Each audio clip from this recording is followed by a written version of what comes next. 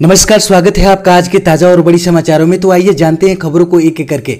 अगर इससे पहले कि आप हमारे चैनल पर नए हैं तो चैनल को सब्सक्राइब करके ऑल नोटिफिकेशन बिल को जल्दी से दबा दें ताकि आने वाले सभी लेटेस्ट न्यूज की जानकारी मिलती रहे।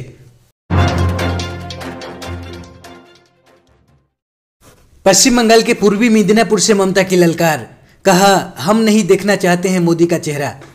जी हां, आपको बता दें कि पश्चिम बंगाल की मुख्यमंत्री ममता बनर्जी 19 मार्च को पूर्वी मिदनापुर में चुनावी जनसभा को संबोधित की। इस दौरान उन्होंने प्रधानमंत्री नरेंद्र मोदी और भाजपा पर निशाना साधा। साथ ही भाजपा में शामिल हो चुके टीएमसी के पूर्व नेताओं को टिकट मिलने का भी मुद्दा उठाया। ममता बनर्जी ने चुनावी रैली के दौरान कहा कि हम भाजपा नहीं चाहते हैं, इसलिए हम भाजपा को बंगाल से अलविदा कह देंगे। हम मोदी का चेहरा नहीं देखना चाहते हैं। हम दंगाई, लुटेरे, दुर्योधन, दुशासन और मीर जाफर भी नहीं चाहते हैं। ममता बनर्जी ने कहा कि भाजपा ने टीएमसी से बगावत करने वालों को विधानसभा चुनाव में टिकट दिए, जबकि पार्टी के पुराने नेता घर में बैठकर आंसू बहा रहे हैं। इस दौरान दीदी ने अपनी चोट का भी जिक्र किया। उन्होंने कहा कि पहले मेरे विरोधियों ने मेरे सिर में चोट मारी और फिर बाद में मेरा पैर घायल कर दिया, लेकिन मैं भी योद्धा हूं। ममता बनर्जी ने टीएमसी छोड़ने वाले नेताओं को गद्दार करार देते हुए कहा कि यह अच्छी बात है कि उन्होंने खुद ही पार्टी छोड़ दी, लेकिन इन दल बदलुओं ने भाजपा के पुराने नेताओं को नाराज कर दिया, क्योंकि भगवा पार्टी ने अपने वफादारों के ऊपर दल बदलू नेताओं को इज्जत देते हुए उन्हें मैदान में उतारने का फैसला किया। पूर्व मेदिनीपुर के एगरा में चुनावी रैली को संबोधित करते हुए ममता बनर्जी ने भाजपा पर दंगा, लूट और हत्या की राजनीति करने का आरोप लगाया। इंदौर में प्रशासन हुई सख्त, कलेक्टर ने दिया मास्क न पहनने वालों को जेल भेजने का आदेश। जी हां, आपको बता दें कि मध्य प्रदेश में कोरोना वायरस के बढ़ते मामलों से राज्य सरकार की चिंता बढ़ गई है। ऐसे में संक्रमण की बढ़ती रफ्तार को रोकने के उपायों के लिए एक बैठक आयोजित की गई थी, जिसमें मुख्यमंत्री शिवराज सिंह चौहान भी शामिल हुए। बैठक में राज्य के कोरोना प्रभावित 11 जिलों में रात 10 बजे से सुबह 6 बजे तक दुकानें व व्यावसायिक प्रतिष्ठान बंद कराए जाने का फैसला लिया गया। इनमें भोपाल, इंदौर, जबलपुर, ग्वालियर, उज्जैन, सागर, बैतूल, बुरहानपुर, खरगोन, रतलाम और छिंदवाड़ा जिले शामिल हैं। इसके अलावा केवल भोपाल और इंदौर में नाइट कर्फ्यू रहेगा। वहीं बैठक के दौरान मुख्यमंत्री शिवराज सिंह चौहान ने कहा कि टीकाकरण अभियान में प्रदेश को 5 लाख डोज प्रतिदिन की स्थिति में लाने के लिए तत्काल आवश्यक व्यवस्था की जाए। कोरोना वायरस के बढ़ते मामलों पर इंदौर कलेक्टर मनीष सिंह ने भी बड़ा बयान दिया है। उन्होंने कहा कि हम डेंजर जोन में आने वाले हैं, इसलिए सख्ती जरूरी है। पुलिस विभाग को निर्देश दिए गए हैं कि जो व्यक्ति मास्क न पहने दिखे उसे धारा 151 के तहत सीधे जेल भेजें। एक व्यक्ति के कारण अन्य की जान जोखिम में नहीं आना चाहिए। केंद्र ने दिल्ली हाईकोर्ट से किया व्हाट्सएप को नई प्राइवेसी पॉलिसी लागू करने से रोकने का अनुरोध। जी हां, आपको बता दें कि केंद्र सरकार ने शुक्रवार को दिल्ली हाईकोर्ट से व्हाट्सएप को 15 मई से प्रभावी होने जा रही उसकी नई प्राइवेसी पॉलिसियों शर्तें लागू करने से रोकने का अनुरोध किया है। चीफ जस्टिस डीएन पटेल और जस्टिस जसमीत सिंह की बेंच ने इस मामले की अगली सुनवाई के लिए 20 अप्रैल की तारीख तय की है। इलेक्ट्रॉनिक्स एवं सूचना प्रौद्योगिकी मंत्रालय ने फेसबुक के स्वामित्व वाले सोशल नेटवर्किंग प्लेटफॉर्म व्हाट्सएप की नई प्राइवेसी पॉलिसी को चुनौती देने वाली एक याचिका के जवाब में दाखिल किए गए अपने हलफनामे में यह कहा। याचिकाकर्ता सीमा सिंह, एम सिंह और विक्रम सिंह ने दलील दी है कि नई प्राइवेसी पॉलिसी से भारतीय डेटा संरक्षण और प्राइवेसी कानूनों के बीच बड़ा अंतराल होने के संकेत मिलता है। नई प्राइवेसी पॉलिसी के तहत यूजर्स को या तो ऐप को स्वीकार करना होगा या उससे बाहर निकलना होगा, लेकिन वे अपने डेटा फेसबुक के स्वामित्व वाले किसी तीसरे ऐप से साझा करने से इनकार नहीं कर सकेंगे। राकेश टिकैत का केंद्र पर हमला, कहा ये लुटेरों की सरकार है, इनको जाना होगा। जी हां, आपको बता दें कि नए कृषि कानूनों और एमएसपी को लेकर किसान संगठनों और केंद्र सरकार के बीच खींचातान अभी थमती नजर नहीं आ रही है। किसान नेता अब देश भर में घूम घूम कर किसानों को नए कृषि कानूनों के खिलाफ एकजुट करने में जुटे हुए हैं। इसी क्रम में शुक्रवार को भुवनेश्वर पहुंचे भारतीय किसान यूनियन के प्रवक्ता राकेश टिकैत ने कहा कि सरकार को एक न्यूनतम समर्थन मूल्य यानी एमएसपी पर कानून बनाना पड़ेगा और तीनों कृषि कानूनों को वापस लेना पड़ेगा। टिकैत ने कहा कि केंद्र सरकार बहुत से नए बिल लेकर आ रही है, उन पर सरकार से बातचीत करनी होगी। ये लुटेरों की सरकार है, ये देश में नहीं रहेगी, इनको जाना पड़ेगा। किसान नेता ने कहा कि एमएसपी किसानों का हक है जिसे वो लेकर रहेंगे। अपना हक पाने के लिए देश भर के किसानों को एक साथ आना होगा और इसके खिलाफ दबाव बनाना होगा। टिकैत ने कहा कि जब तक कृषि कानूनों को वापस नहीं लिया जाता तब तक किसान आंदोलन जारी रहेगा। सोने चांदी की कीमतों में हुआ मामूली फेरबदलाव।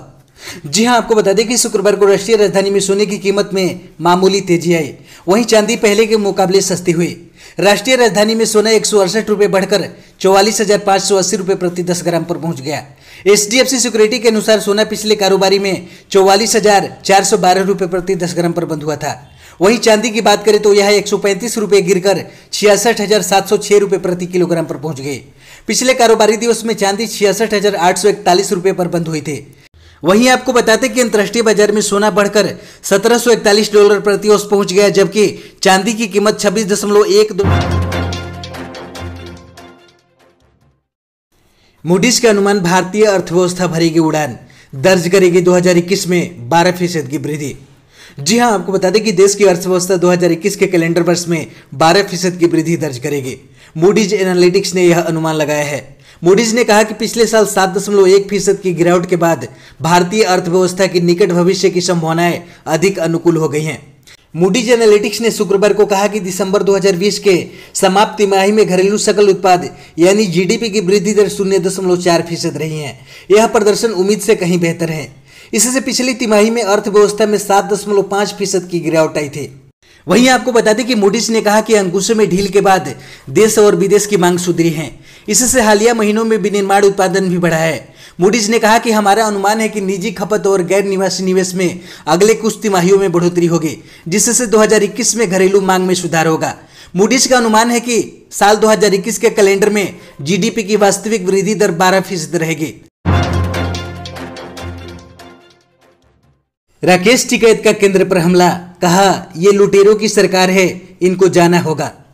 जी हां, आपको बता दें कि नए कृषि कानूनों और MSP को लेकर किसान संगठनों और केंद्र सरकार के बीच खींचातान अभी थमती नजर नहीं आ रही है। किसान नेता अब देश भर में घूम घूम कर किसानों को नए कृषि कानूनों के खिलाफ एकजुट करने में जुटे हुए हैं। इसी क्रम में शुक्रवार को भुवनेश्वर पहुंचे भारतीय किसान यूनियन के प्रवक्ता राकेश टिकैत ने कहा कि सरकार को एक न्यूनतम समर्थन मूल्य यानी MSP पर कानून बनाना पड़ेगा और तीनों कृषि कानूनों को वापस लेना पड़ेगा।